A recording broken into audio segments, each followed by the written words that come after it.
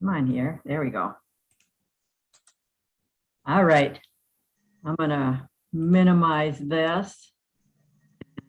Take it up here. All right. We're going to talk tonight about lawn care and weed control. And at the end, I'm also going to talk a little bit about some other new innovations in lawns.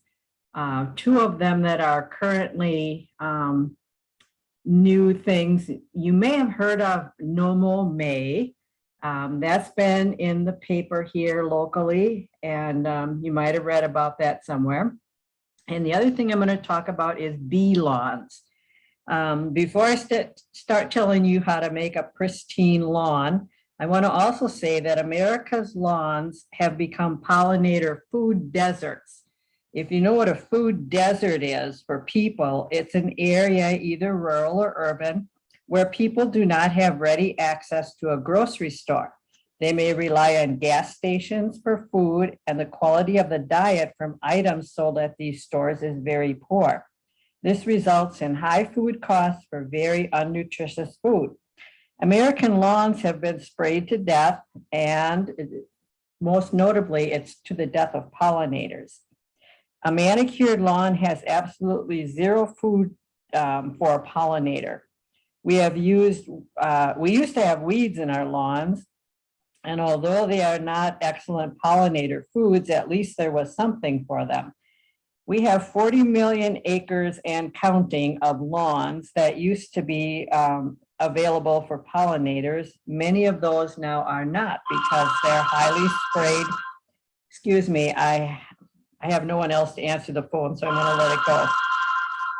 From an economic standpoint, Americans also use 30 to 40% of water in water systems to water their lawns.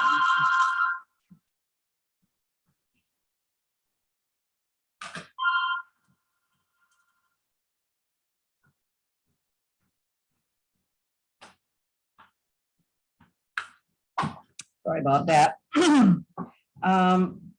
We also spend $5 billion on fossil fuels to produce fertilizers each year for lawns, 580 million gallons of gas for lawnmowers, and $700 million on pesticides. Altogether, $25 billion is spent on the lawn care industry each year. A lawnmower pollutes as much in 1 hour as does driving an automobile for 350 miles. So these are just some things to think about when, nowadays people have kind of gone to, oh, my yard has to have no weeds in it. It has to be green all year. And so we're really kind of doing our society and our pollinators and our environment a disservice. But that's always up to you and how you want to share your lawn. I just thought I would let you know about those things because sometimes we don't think about the big picture when we look at things that we are doing personally in our lives. So on to why lawns are important for people.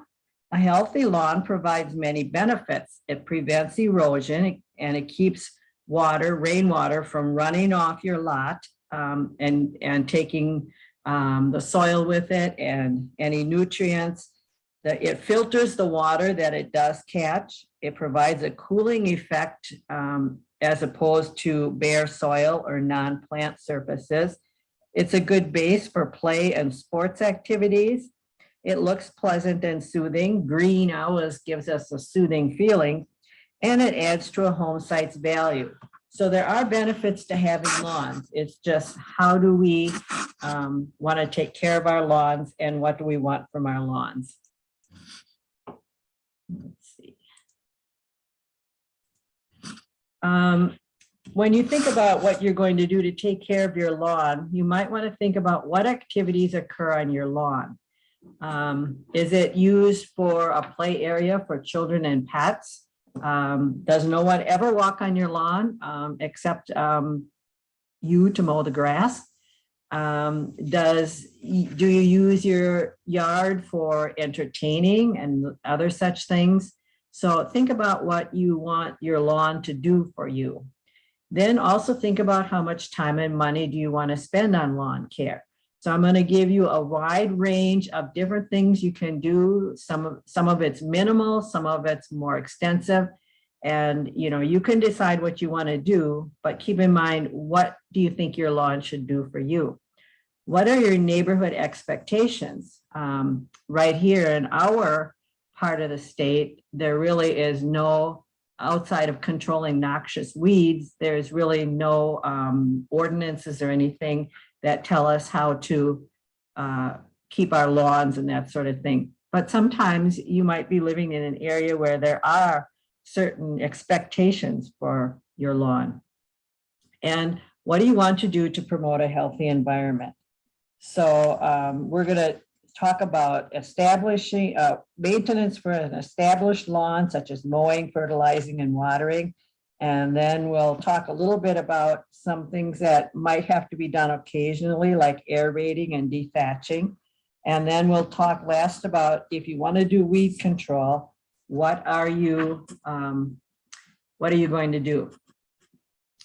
Okay, so the best choice, or the best thing you can do for your lawn, no matter how much other time you spend at it, is to mow high, and that's preferably 3.5 inches in height, but at least 2.5. And remove no more than 1/3 of the height of the blades at a single mowing. Use sharp blades to avoid the stress of the leaves. If the leaves are torn rather than cut, that allows them to lose more water. And mow when the turf is dry so that you don't have to end up raking and those kinds of things. And leave the clippings in place. Don't catch them and bag them. Unless you haven't mowed your lawn for a really long time and it's all clumps all over your lawn. The reason for mowing high is the taller the grass blades, the deeper the roots have to go to support those blades. That makes the lawn healthier, and it also makes it more drought resistant. So that's one thing that you really need to do, no matter whether you do anything else for your lawn. These things will keep it healthier. The other perk of leaving the clippings on is that over the course of the summer, it amounts to the equivalent of 1 fertilizer application without you doing anything else to get that. So the clippings do not add thatch either. Some people think that that is true, but it is not.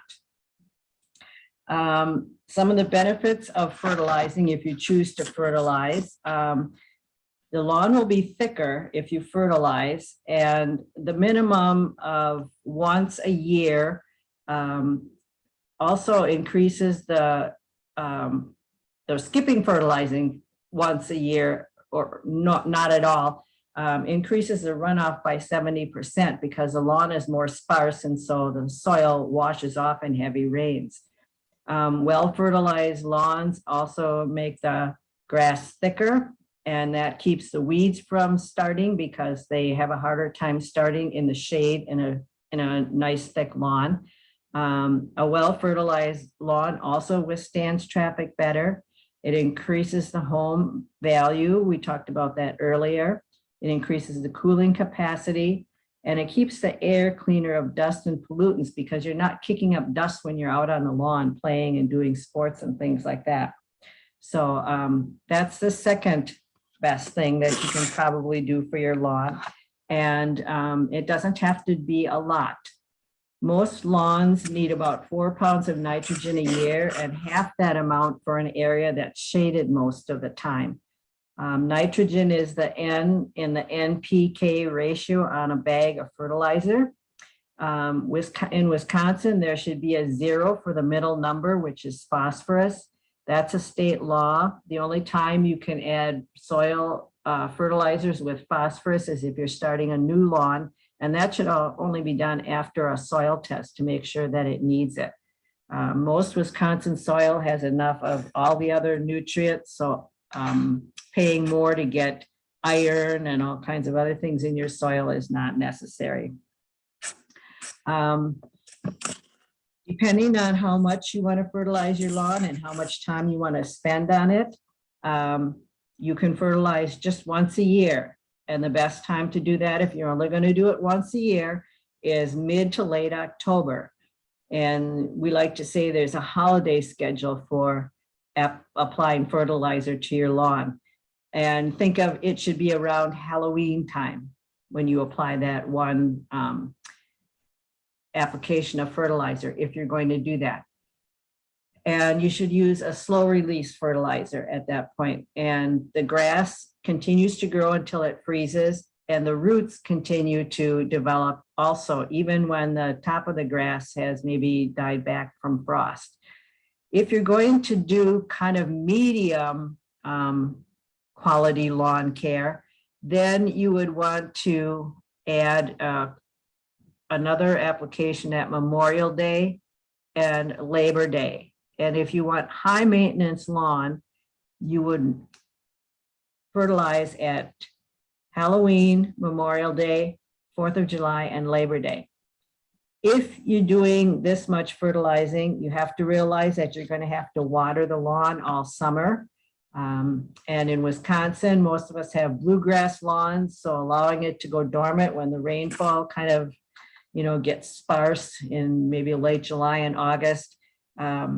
You can't let that happen if you're doing high fertilizing. So the minimum is no fertilizer at all. And if you want to go next to minimum for a little bit more better quality in your lawn, then I would add that first fertilizer application in late fall. We're talking for this is established lawns. When you're doing the fertilizer, apply it carefully.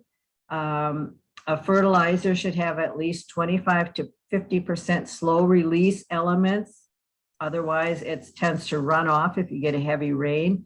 And the grass tends, if it's a fast released fertilizer, the lawn greens up really quick, but then it sort of like poops out because it has used up all that fertilizer. You should water it in to avoid runoff in the next heavy rain, and be sure to sweep up the fertilizer from walks, drives, and streets. If you don't do that, that runs off into our storm water, and that goes into lakes, rivers, creeks, all that stuff. And we know what problems we're having with that, with algal bloom and all kinds of things. So be sure to clean it up. You also want to avoid having it spread onto flower beds and other ornamental plants. And there's two kinds of fertilizer applicators. There's a drop one and a broadcast one, and we'll talk a little bit about the pros and cons of the two kinds. Watering depends on how much maintenance and fertilizing you want to do. High maintenance lawns need at least an inch of water per week. Low maintenance lawns are generally not watered at all and allowed to go dormant if there's less rain in the summer. If you are watering your lawn, water less often, but heavier amounts to force the roots to grow deep. So instead of watering 1/3 of an inch 3 times a week or every other day, water once a week and give it an inch. And also water early in the morning to prevent disease. This is kind of a thing for any kind of plants you're watering early in the morning, so it has time to dry off on the leaves and that sort of thing. Another thing, if you're doing minimum lawn care, fall cleanup, leaves on the lawn. That's always a concern. If you can see grass blades after you've mowed the lawn and the leaves, let the leaves lay because they will decompose and become fertilizer for the lawn. If you cannot see grass at all, you have to rake the leaves and remove at least some of that. But if you can at least see the grass blades, it's okay for the lawn to leave those shredded leaves on the lawn. And the last mowing in the fall should be shorter, like 2 to 2.5 inches. This prevents diseases that will develop in the cooler, wetter weather, and also something called snow mold. That's kind of a white, moldy looking thing that occurs on grass if it's left too long over the winter, and it stays wet and cold underneath the snow. Thatch is something that people often worry about in their lawns. It's a layer between the grass blades and the soil. And it's made up of dead and living stolons or rhizomes. Now, there's two kinds of grass you can have in your lawns. One is a bunching grass, and the other one is a rhizominous grass. And that one has runners, so it will fill in if there's bare patches. That's what's in this area here, if you can see my cursor. These are all these rhizomes that have been dying, you know, and then regrowing and things. And this builds up. If it's like a half an inch or even 3/4 of an inch or less, you don't have to worry about it. That's healthy for a lawn. But if you've been fertilizing too much, you will probably have a thick layer develop eventually. This mat layer, the roots do not go down into the soil here. And what happens then is, if it gets dry, this dries out. If it gets cold, it gets really cold here. And that's not good for the roots either, neither cold nor heat nor water stress. So the grass roots tend to start growing in this thatch if it's too thick and not down into the soil. So that's one thing you might want to worry about. But if you aren't over fertilizing your lawn, even if you're leaving clippings on it when you mow, it's usually not a problem. It's also not a problem in lawn with bunching grasses because they don't have those rhizomes. Let's see, we talked about overuse of fungicides and pesticides can also contribute to thatch. And it makes the lawn more susceptible to heat, cold, and drought. Thatch removal can be done with what's called a vertical mower or a dethatcher. You want to adjust it so that not too much thatch is removed at a time. You can leave a little bit there. If it's 2 inches or more, you may have to like reseed and that sort of thing afterwards because you're removing a lot of the grass also. And fall is the best time to do that, or early spring is the second best time.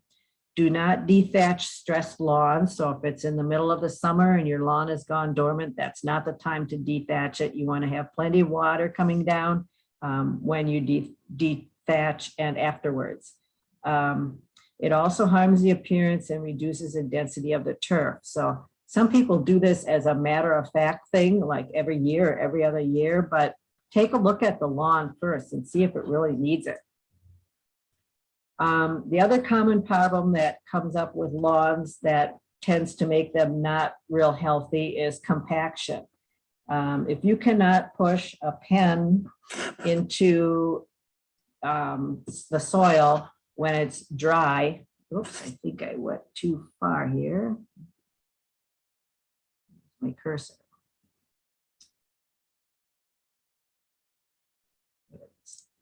Okay, if you cannot push a pen into the dry soil, it is compacted. And this usually happens in heavy traffic areas. You would use a hollow tine aerator to remove soil plugs. If you're using something that just pokes a hole in the ground but doesn't remove the plug of soil, that's not aerating, it's just further compacting because you push that tine into the soil and that compacts the soil around it even more. Fall is best again to do this. Spring is the second best time, and allow those plugs to stay on the lawn for a day or two, and then you can break it up by mowing or dragging the lawn. Nope, going the wrong way. Aerating allows extra spaces in the lawn for air and water to penetrate the compacted soil. It's best in the fall because the lawn is actively growing then. It's also cooler, so when you remove that soil, that's more area that's exposed to the air that will dry out. There's also less chance of weed seed germination in the fall than in the spring. And the other second best time would be to do it right about now. And you would need to fertilize after aerating. We talked about the hollow tine or core aerator is better kind of thing. There's a piston type where the plugs, the aerator tines go straight down into the soil. This provides less lawn damage. There's also a drum type where the aerator tines enter kind of at a diagonal. This is the most common one that people get when they rent an aerator, so it might be worth it to have somebody, a professional, come in and use the vertical one. The diagonal one kind of tears through a whole bunch of roots rather than going down in just one space. For most of Wisconsin, there's really not a lot of very serious lawn diseases. They're very few and far between. Most of them are just cosmetic. It's not going to cause your lawn to die. Most diseases are caused by over or under watering, or over or under fertilizing, watering in the evening, or mowing too short. Most of them really need no treatment, but be sure to identify what is in the lawn before treating it if it's severe. There's a turf lab down in Madison. It's one of the resources I put on your resource sheet. By sending a sample and the ground around it, they can oftentimes tell you if you have something really serious going on with your lawn. But generally, it's a result of one of these, probably insects, if there is a problem. The ones that are prevalent in Wisconsin are the white grubs, which is a Japanese beetle larva, and the larva of other beetles too. They feed on the roots. So what you may have in the spring is areas of your lawn that seem to be dead for no reason. You haven't had a dog that's been urinating on it all winter or anything like that, and there's just dead patches in your lawn. To be sure, before you start treating it, you might want to tear back the turf in that area and see if you can actually see the grubs. The other bug that is called a cinch bug, and that feeds at the base of the turf grass shoots. It's more common in sandy areas than it is in clay soils in Wisconsin. If the damage is severe, identify the insect and treat with the appropriate insecticide. Don't just spray any old thing on it, because insecticides generally treat only certain insects, and so you might not solve the problem at all unless you know what it is. And again, there's an insect diagnostic lab down in Madison if you really can't identify what the bug is that's causing the damage. And this is the one I just talked about, TDL, Turf Diagnostic Lab. That's one of the places that will tell you if you have turf problems, what might be causing it. Some other things you can do is contact your county extension office or lawn and landscape companies. If it's a reputable company and not just a lawn mowing service, they can oftentimes maybe tell you what needs to be done or what the problem is with the lawn. Another common lawn concern is too much shade, and that's when the grass doesn't grow well just because it doesn't get enough light. And when you're talking about that, you want to use less fertilizer in a shaded area, like under a tree. That only needs about half as much fertilizer as a lawn that's in the sun. Avoid light watering, again, just like you would water the rest of your lawn. Water deeply, but not so often. It's really important in those locations to rake or mulch the fallen leaves, because your grass is already not getting enough light, which is making it thin. And then if the leaves keep the light from reaching the grass in the fall, that's going to make it even worse. And if you really have heavy shaded areas, like the north side of a building or underneath really dense tree canopies, you might consider an alternative to grass for a heavily shaded area like that. Choose a shade tolerant ground cover or just use mulch. And it's probably less hassle than trying to get the lawn to grow when there just isn't enough light for it to do that. Also, growing under trees, they're competing with the tree for water and nutrients too. And so that also makes it harder to grow grass in the shade. You could consider trimming up the tree branches or thinning the canopies to allow more light to come through. That might be kind of an expensive option, but if you really want the grass to grow, that might be something to do. Moss in your lawn, it's usually one of the following things: too much shade, too much moisture, infertile soil, acidic soil, or compacted soil. And unless the conditions are corrected, you could treat the moss all you want and it will still return, because one of these conditions is keeping your lawn from growing grass in that area. Again, you can send soil samples down to see if it's something with the actual content of the soil. You can try an aerator if you think the soil is compacted. Try some fertilizer. So some of those things might work. If you're dealing with too much moisture, you might have to find a way so that that area doesn't stay as wet as long. We're going to talk a little bit about weed control if you want to go that direction. Some people say, I don't care what the weeds do. I'm just going to enjoy my lawn. All I want to do is cut it when it needs to be cut, and that's it. And I'm letting the rest of it go. However, if you are one of those people who would like to have control of the weeds in your lawn, we're going to talk a little bit about that. And again, the choice is up to you whether you want to do this. Proper lawn management greatly reduces weeds by planting disease-resistant cultivars, so something that's appropriate for our climate here. Mowing high, don't take more than 1/3 of the blade height at any mowing. Water correctly, deep and less frequently.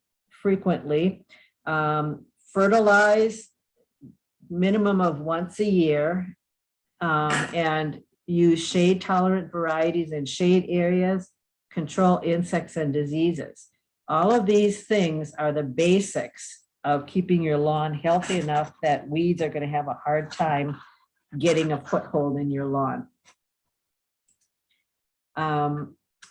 You need to decide how weed tolerant you are if you're going to treat weeds or not. Do weeds really concern you? Some people say, no, I just want the minimum. I just want to be able to mow my lawn once a week, and that's all the time I want to put into it. Are you willing to do more work in exchange for chemicals, like doing some hand weeding, pulling out those dandelions when you see them, that sort of thing? Are you intending to attract birds and insects? Because many of the chemicals we use in our lawn are not real friendly to birds and insects. The insects are the ones that suffer. The birds are the ones that eat the insects. So if there are no insects, you will not have birds. And do you want to help pollinators? Because those chemicals also discourage pollinators. Do you want to protect air and water in your yard and adjacent yards? And are you concerned about the effect of chemicals on your health? So these are some things you need to take a look at before you start doing anything about it. There are different kinds of herbicides. They're selective versus non-selective. Selective targets a specific category of weeds. The most common ones are broadleaf weeds in our lawns. Grass is not a broadleaf plant, so that is one that is not usually affected by the herbicides that also kill the other weeds that we don't want in the lawn. A non-selective herbicide kills everything, and probably the most known type is glyphosate or Roundup. It just kills everything. Then we have two other ways of controlling weeds. One is pre-emergent and post-emergent. Emergent prevents weeds from germinating in the first place, so they never even get a start. And a post-emergent kills the weeds after they have begun growing. And then we also have two categories. They can be divided again into organic and non-organic. So a selective herbicide generally kills broadleaf weeds, but doesn't kill the grass.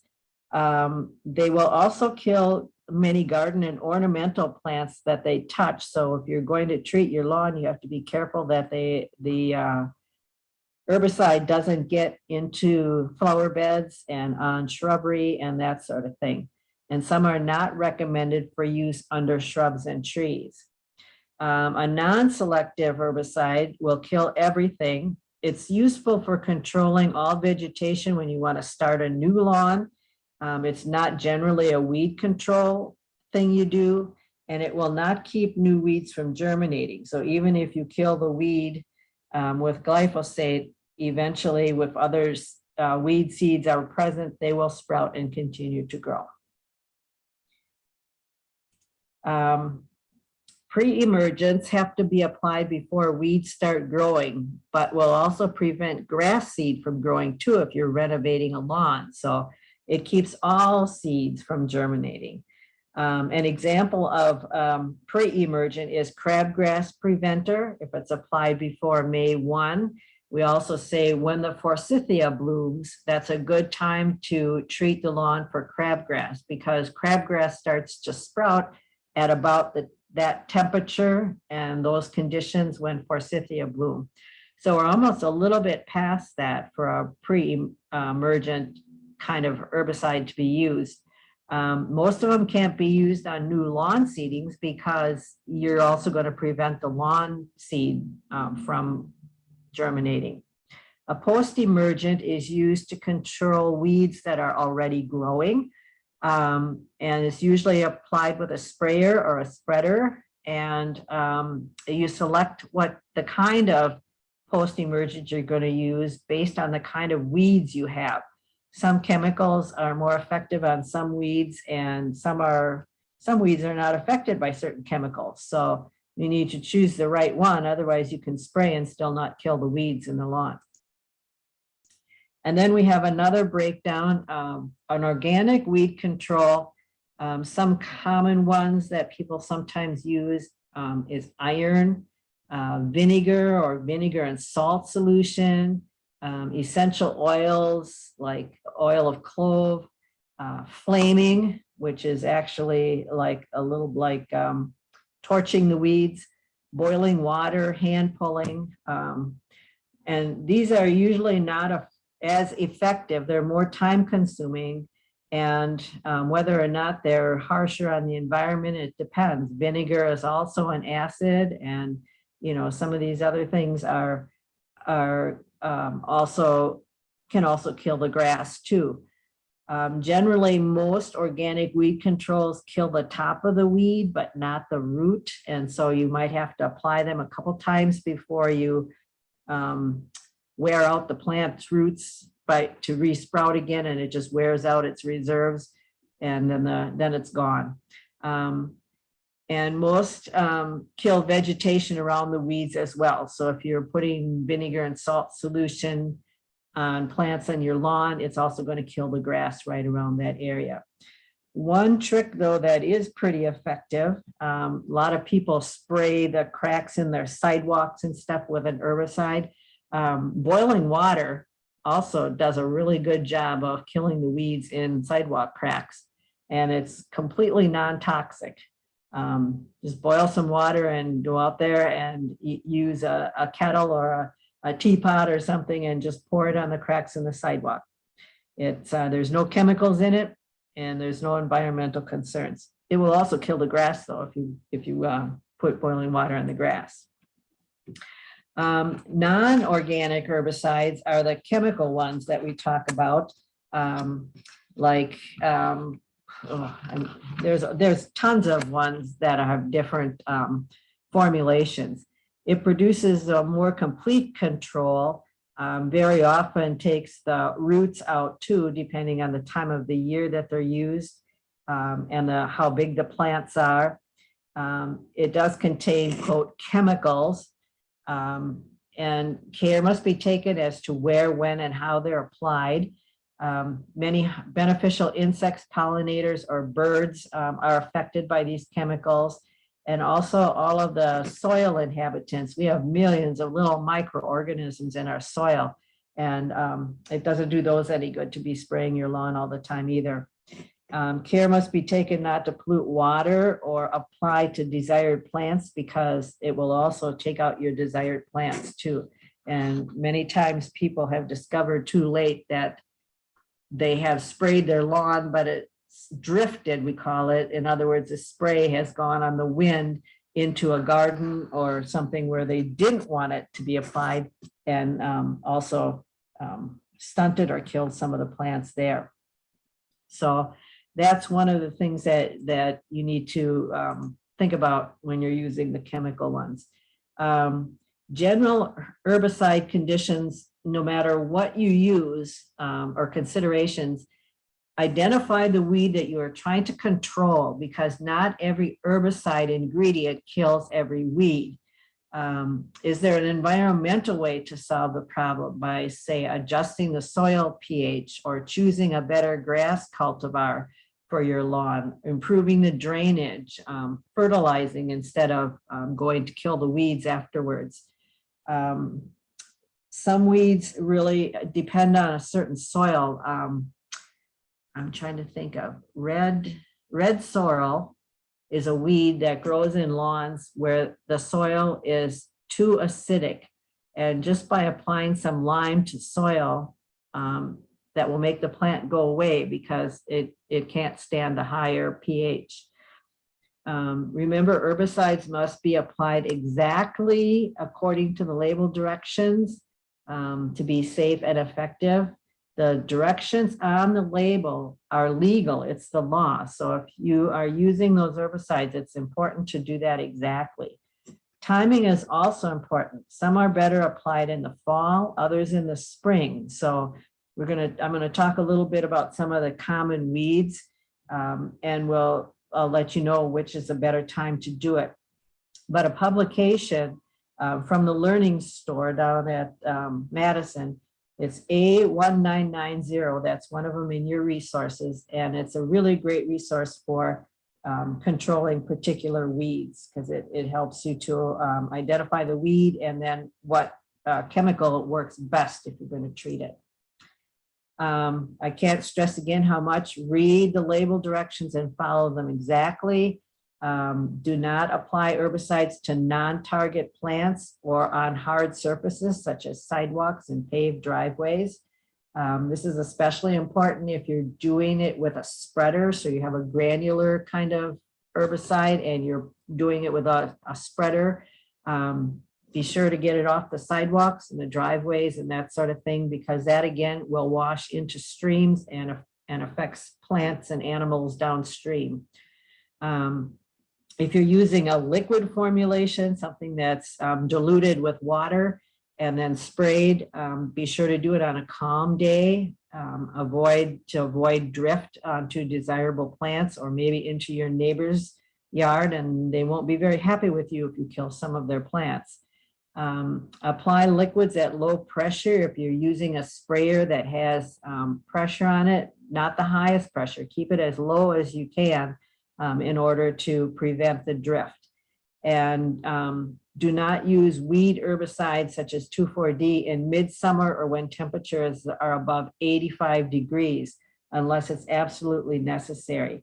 Applying it to plants that are not actively growing, like when there's kind of a drought in the summer, it doesn't do much good. The plant doesn't take it up as easily when it's already stressed from heat and that sort of thing.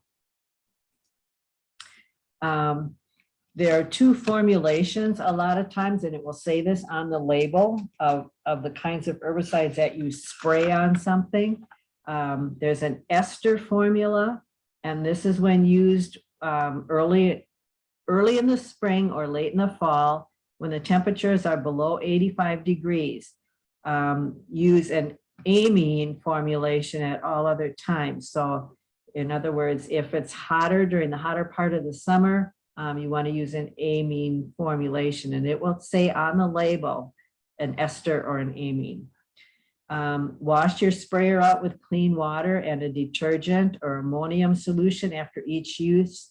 You should drain that rinse water on the treated area of your lawn, not down the drain or out in the street, down the sewer. that kind of thing. So clean it out, spread that on the area that you just treated. Wash clothing separately, use protective clothing, gloves, eyewear, and that sort of thing. And store herbicides in a locked storage area to keep them out of reach of children's pets and anyone else who doesn't know how to use them correctly. A lot of times people use weed and feed combinations. These are not as effective because the time that you should feed your lawn is not the best time for weeding and vice versa. So you get better results by using two separate products, one for the feeding and one for the weeding.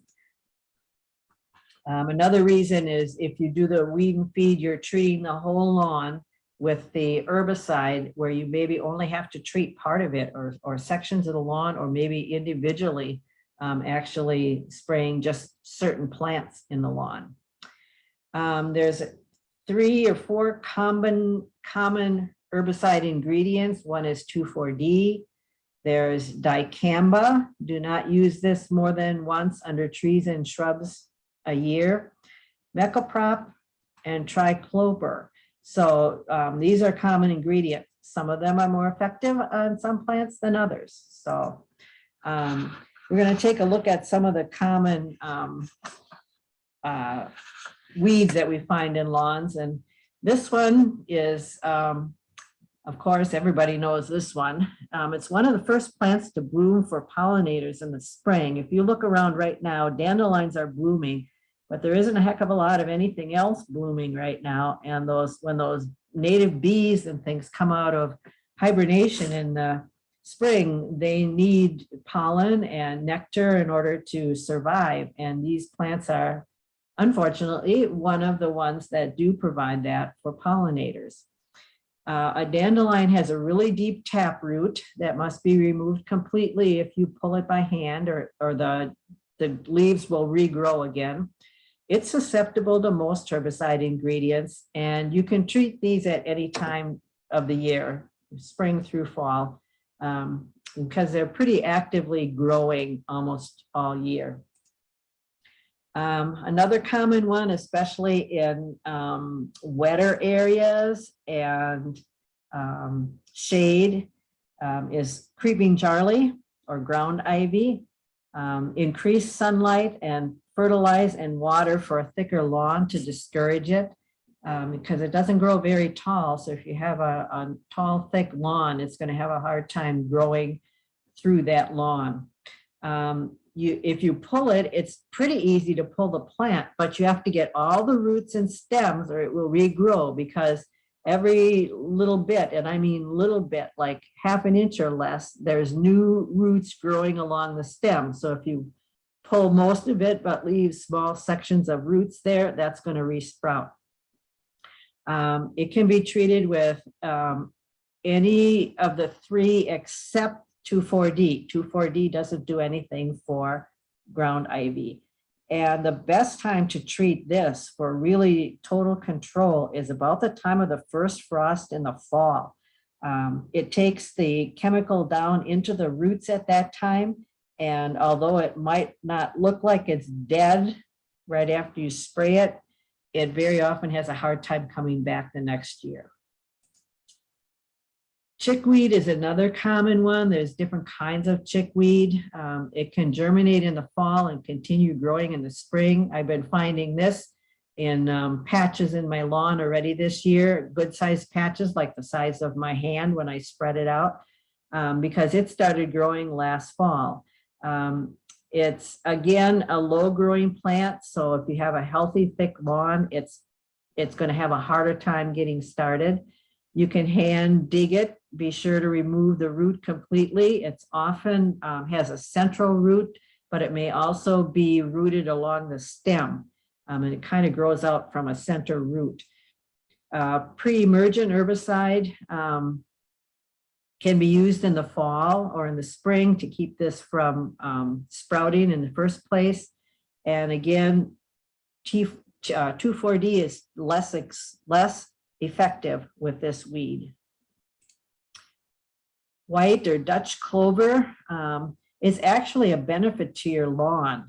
clover fixes nitrogen. So it takes nitrogen from the air and fixes it underground so the roots of other plants can use it. Nitrogen is a very important nutrient for any kind of plant growth.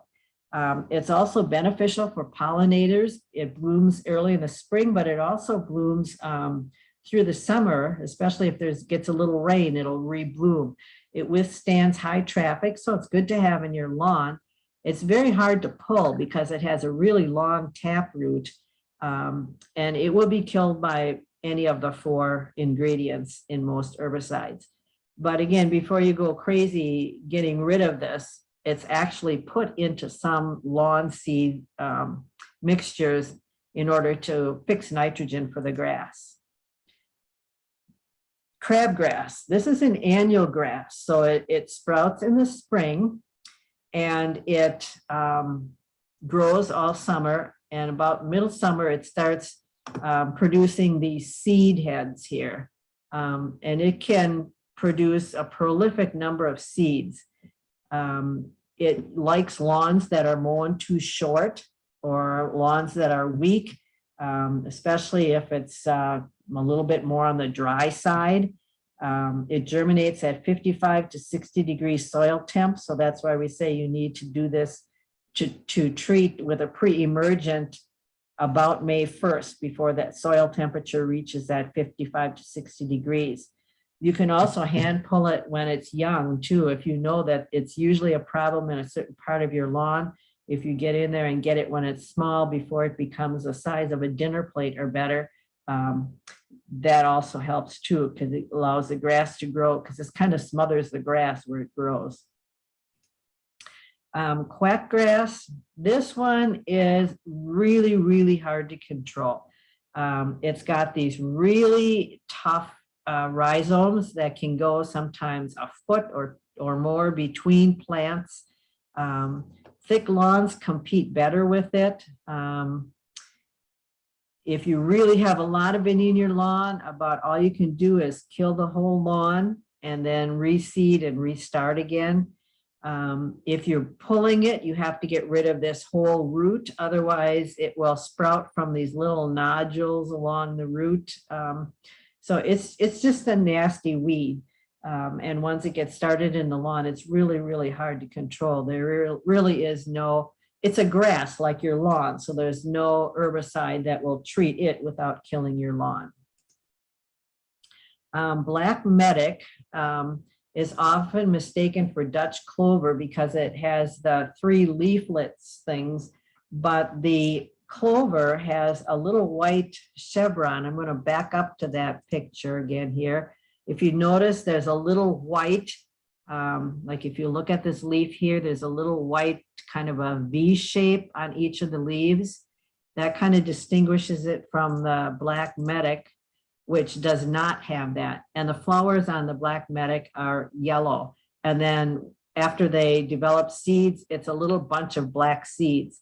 This is common growing along curbs, and you'll see it growing right along the curb and hanging over into the gutter. That's what this is. It's often found in dry areas. You can pull it when it's young, and you can also treat with herbicides to treat it too. Yellow wood sorrel is often mistaken for clover, again, because of these 3 leaflet kind of things. It's a perennial weed, so if you have it in your lawn one year, in that same spot, it will regrow the next year. It gets a capsule. I don't see any in this picture necessarily, but when that capsule bursts and the seeds are ripe, it can throw the seed up to 12 feet. So once you get it going in a flower bed or a lawn, it can travel a long ways across the lawn in a year or two. Relatively easy to hand pull if you get the whole root, and it responds best to dicamba or mecoprop. Plantain is a flat growing plant with big wide leaves. It can be small. It can also grow to the size of at least the size of your hand or a plate. It's often found in dry compacted soil. So if you're getting a lot of this in your lawn, you probably have compacted soil. Looks like there's also some crabgrass growing around it here too, which also is another sign of dry compacted soil. Thick lawns discourage its growth. It's very hard to pull. It's got like 100 roots coming from the center of the plant down into the soil. So you really have to get under it and pull hard in order to pull it out. The flowers are on the stalks here, and this again can shed thousands of seeds in a year. It responds best to 2,4-D. Purslane, it's a prostrate growing little plant with bright red stems, and it gets little tiny yellow flowers. It's edible, so you could pick it and eat it. Some people do. It can grow to an enormous size. I can remember as a kid, I would weed my grandpa's garden, and it's got a center root, but I would be able to pick up this plant and it would be more than a handful, and it would sometimes be 30 inches across, and just pull the one root out and the whole plant would come out in one pull. Again, it likes hot, sandy, or poor soil. Thick lawns deter its growth, and it's susceptible to most of the herbicides. So that means it'll kill it. Red sorrel, this is the one I was talking about. It's an indicator of acidic soil. So applying lime after a soil test will literally make this go away. And I had this in a lawn where we lived one time, and it did. I tried it, and it did really cut it back and make it go away. It's really hard to pull because it spreads by creeping rhizomes under the soil. So you can pull one plant, but then the rhizome is attached to another one and another one and another one. It gets a kind of a red, weedy looking flower stalk, and dicamba is the most effective herbicide for this one. And wild violets, some people love these in their lawn and other people don't. I will tell you that it is the larval food source for fritillary butterflies. And that's like many of our butterflies, they're becoming much more, they're not extinct, but they're becoming endangered. So you might think twice before you treat these again. It's very hard to kill them anyway with herbicides. They have kind of a waxy coating on the leaves, and that kind of repels the herbicide. And in the ground, there's a bulb kind of root that it has, and that is also very hard to kill with an above ground herbicide. It prefers moist, shady lawns, mow high and fertilize to discourage. You have to be sure you get the entire rhizome, and some of them can be up to 1 inch long. If it's a really old violet plant, it's been around for a couple of years, that thick bulb rhizome thing can be as much as 1 inch long. It spreads by seeds and by rhizomes. So once it gets started in a lawn, it kind of takes off and keeps going across the lawn if you have those shady, moist lawns. One of the last ones we're going to talk about is Canada thistle. This one likes infertile soil, so poor soil. It spreads by seeds and by fleshy, thick rhizomes. The roots have enormous energy reserves. So a patch like this often develops from one single root system, and pulling is ineffective unless you keep at it, and every time one of these starts to emerge from the ground, you pull it out. And when you pull it, you're going to find that it probably has a stem on it underground up to maybe 8 to 12 inches long, and that is not the root. The root is further down than that. So it's very, very hard to discourage. Dicamba is pretty effective on it. 2,4-D is second best, and it's best to apply between the bud and the flower stage. So you want to get it when there's a bud, but not open to this flower yet. And because of the huge root system, repeat applications are often necessary to control it. The list of publications that I gave you from the Learning Store, there's many of them for lawn care, and they can be ordered for cost, or they can be downloaded and or printed for free from your computer. They are research-based and reliable. The turf lab we talked about earlier, if you have a problem with the grass, something that you can't figure out what's going on, you can send a sample there. Whoop. I thought we had more here. Okay. I did have more that I do want to talk about a little bit. I changed PowerPoints here. Just let me go back here. I'm going to close this one. And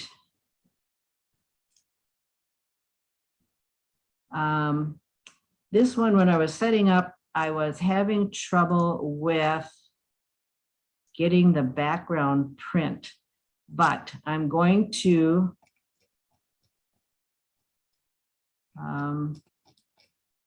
see if we can, okay. I wanted to talk about a couple of things here yet.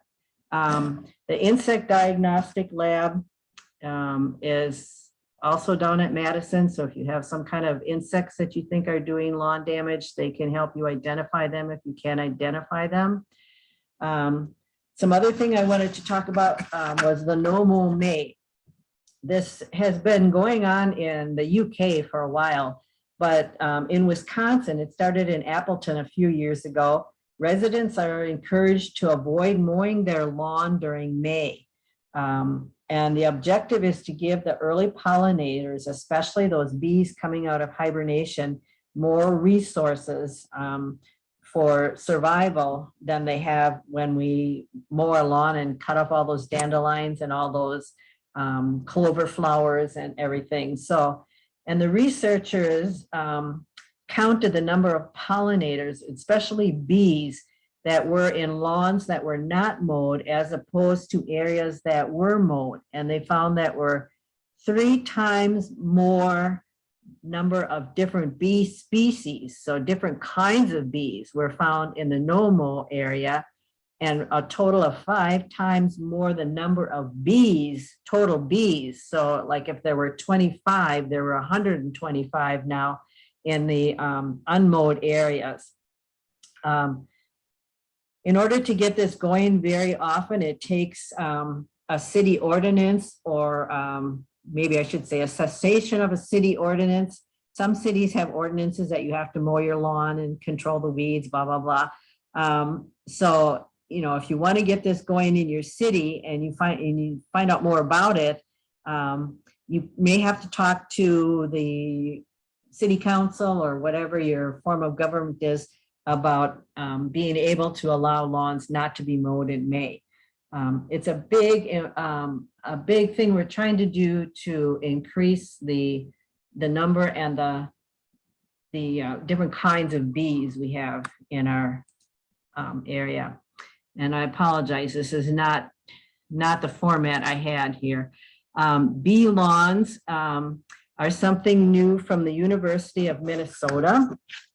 And one way, it's a way to provide for pollinators while keeping the function of a lawn, and incorporate other plants such as white Dutch clover, self-heal, and creeping thyme. These plants have the right number of kinds and number of pollen-producing plants. And you don't have to do like your whole lawn in a bee lawn. Let's say your family uses the backyard all the time for playing, you know, and all that kind of stuff. But maybe your front lawn, you know, nobody ever goes in your front lawn. Or maybe there's the side lawn along the side of your house that nobody really utilizes for any other activities.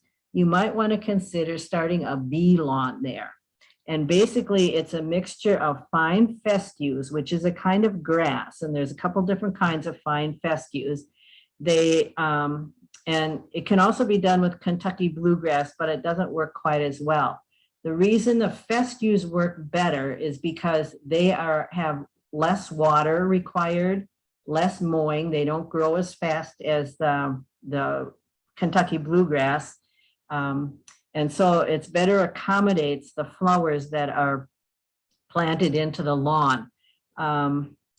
Bee lawns can still be used recreationally, just like a regular lawn, if you so choose. And a bee lawn can attract over 50 species of native bees. So and that's much more than what our average lawn, unless you have clover in it or something, it doesn't really attract bees at all. Hey, Donna. Mm-hmm. Do you want me to try to bring up the slides that you shared with me? Do you have these? There were some. They're not pretty. They're just black and white, but at least the information would be up on the screen for everybody. Well, are you seeing my screen now? I've got a picture now of some of the flowers in this bee lawn. Nope, we don't. All we see is your lawn care and weed control, and it's just on the last slide of the resources for weed control. Okay, let me try this again. Okay. Share screen. Let's do this. Now wait a minute.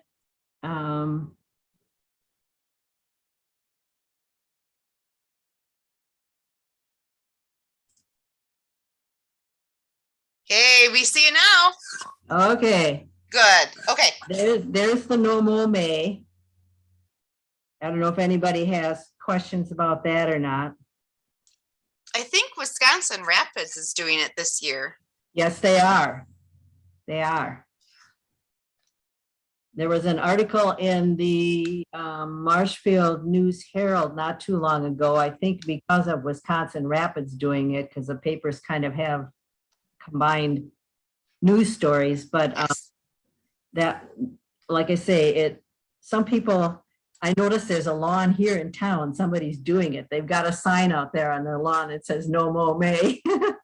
And but generally you want to check with your city fathers to make sure that you're not violating any ordinances. Okay, and the bee lawns, again, I apologize. Okay, these are the flowers that go into a bee lawn. They are self-heal, which is a low-growing plant, and the flowers occur low on the plant too, so they're not mown off. Creeping thyme, which is sometimes used in areas where people want to grow something other than grass. You can walk on it without really destroying it. And then the white Dutch clover is another one. And let's see.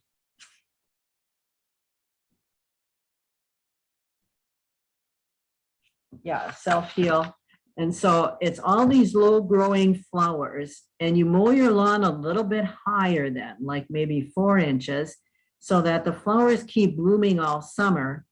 And so you've got this lawn that's got these flowers in it, and the bees are also attracted to this.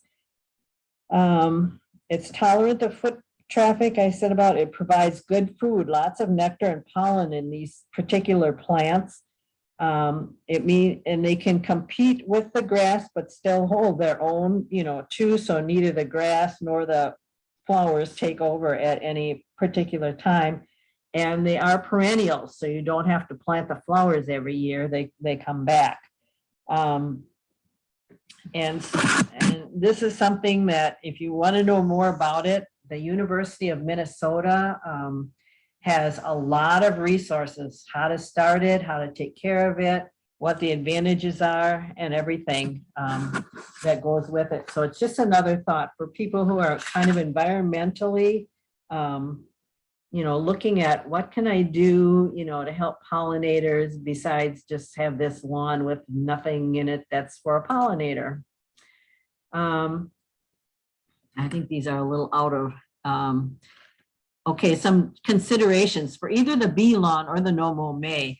You might want to notify your neighbors of what you're doing if it's not a well-known thing in your community, like the person put the sign out and on their lawn, and just to let people know, I'm not ignoring my lawn all May, I'm doing no-mow May. Be respectful of different opinions. You might have someone living next to you that has a perfectly manicured lawn and you're letting yours, all your dandelions and stuff grow, and they might not be real happy, but you might have to you know, explain to them a little bit about why you're doing it and what the benefit is. And then some other things you can do too. We talked about in an earlier program I did here, I think it was April maybe, about making some other more permanent changes, such as adding more native flowers to flower beds, and you know, replacing some of the lawns we have with more native plants, planting more native trees and shrubs, that sort of thing. So all of those to benefit our pollinators. So, I mean, I can't decide for you what kind of lawn you want to have. You can decide that, but I hope I've given you a range of things to think about. Either if you want to have, you know, that pristine lawn, or if you want to have, you know, something that's more environmentally friendly. So it's kind of up to you. Always at the end of each one of these programs, I give this information, because as a master gardener, we are taught that, you know, you don't know the answer to every gardening question. Nobody can know that. Not even our county horticulture educators. So when we don't know the answer to something, we want to get some reliable tested information. And so what you need to do is, on your computer, type your question into an internet search engine and follow that thing with that request with a word extension or site:.edu. And this is going to return to you sources of tested and researched information. It'll pull that up closer to the top of your results list. And then you want to look for information from your state or your state extension site, or an extension site that has a climate similar to yours. So for example, University of Minnesota, University of Michigan, Purdue, Cornell, even though that's out in New York, I think, but it has a very similar climate to ours. And this is going to give you information that's been researched, rather than just typing that in and getting all the ads for all kinds of products, many of which you don't need. Or you're getting a blog from somebody who tried something once and it worked for them, and so they think it's the cure-all, but actually it's not. It just happened to be a quirk that they got good information. So or had good results, I should say. So, you know, this is something that we're taught to do as master gardeners, but anybody can do this and, you know, find information for themselves. That's how I come up with a lot of the resource lists for my programs when I'm looking for information, especially if it's a topic I don't know something about personally very much. I need to research it so I can, you know, tell somebody else about it. And this is where I go for my information. So with that, I talked a lot. Does anybody have any questions?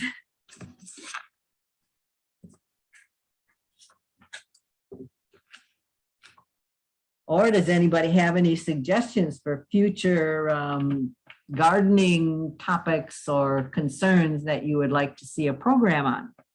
We're always open for suggestions for new programs.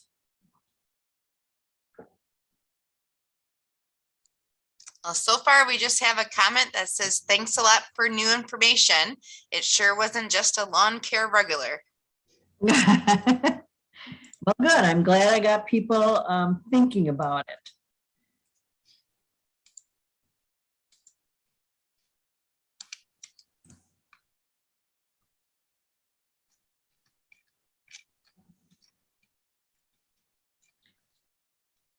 I believe next month I'm taking a break, but the library is going to be providing a lot of programming because it's pollinator month.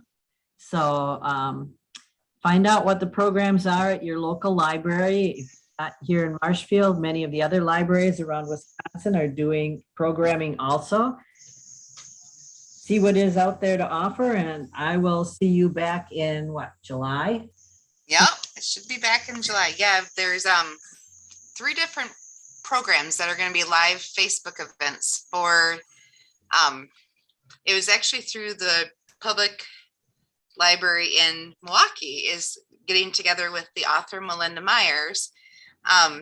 And they're going to present 3 different programs about how to help pollinators since it's pollinator month. So they're even having like 3 different activity videos on YouTube of different, like a bee house making activity, a sunflower growing activity, which we're actually going to have little baggies to hand out at the library with seeds and a peat pellet to plant sunflowers. And there's one other one that I can't remember, but yeah, so it's a busy month next month for different gardening things. So Donna and I kind of get a month off and to prepare for July, and hopefully, knock on any wood surface you have close by, that hopefully it'll be online and in-person opportunity too, which we're excited to actually meet face to face. Donna and I have yet to do a program together in person. So it'll be exciting if we get the opportunity to be together again in the library, but we're still going to be offering it via a live event like this too, just for those people who aren't local, or just if it's more convenient and easier for people to view from home. So otherwise, is there any questions?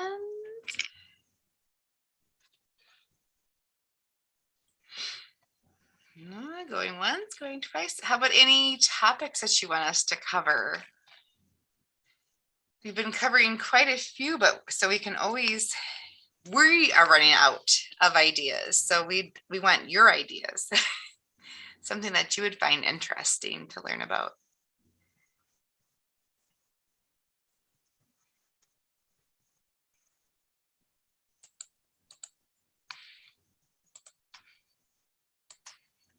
I don't know, Donna, I just hear crickets. Okay. All right. Well, I guess we'll say goodnight for tonight. Thank you all so much for joining us tonight. And Donna, thank you so much for always being willing and able to doing these programs for us. We really appreciate it here at the library, and I think everybody who participates in them and really appreciates them too. Okay. I'm always glad to do them. Yeah, they're very, very helpful and always informative. Okay. All right. Well, thanks everyone. Have a good night. Enjoy the beautiful weather.